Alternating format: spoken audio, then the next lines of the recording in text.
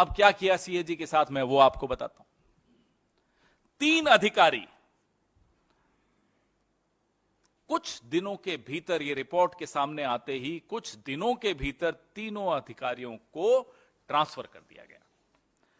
अतुराव सिन्हा, अब ये अतुराव सिन्हा जी भारतमाला परियोजना चरण 1,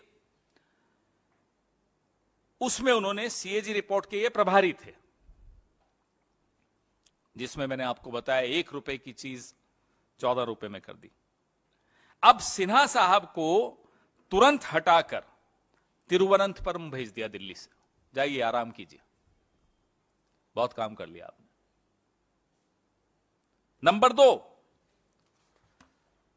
दत्त प्रसाद सूर्यकांत शिरसाट, यह आयुष्मान भारत जो जन आरोग्य योजना प्रधानमंत्री जी ने जिसके बारे में बड़ा ढिंढोरा पीटा, उसके ये प्रभारी थे, ऑडिट के प्रभारी थे।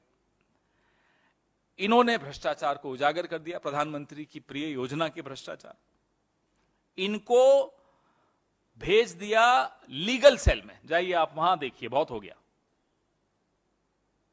कुछ दिनों में सीएजी रिपोर्ट आने के बाद न आप कुछ बोले, न रामलीला मैदान से कोई आवाजें आई, न गांधी टोपियां पहनी गई।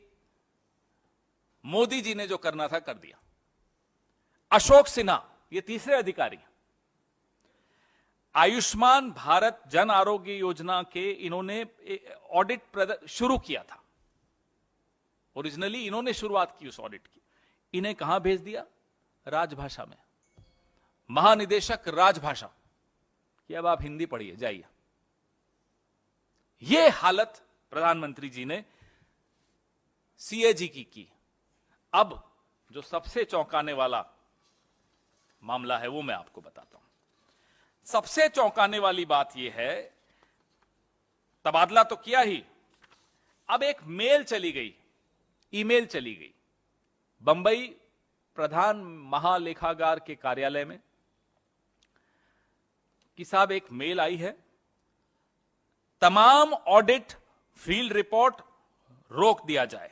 ये रही वो मेल। गला घोंटना इसको कहते हैं। इसे कहते हैं कैसे किसी संस्था का गला घोंटना कि आवाज नहीं निकले। यह सीएजी की हालत की है इन्होंने।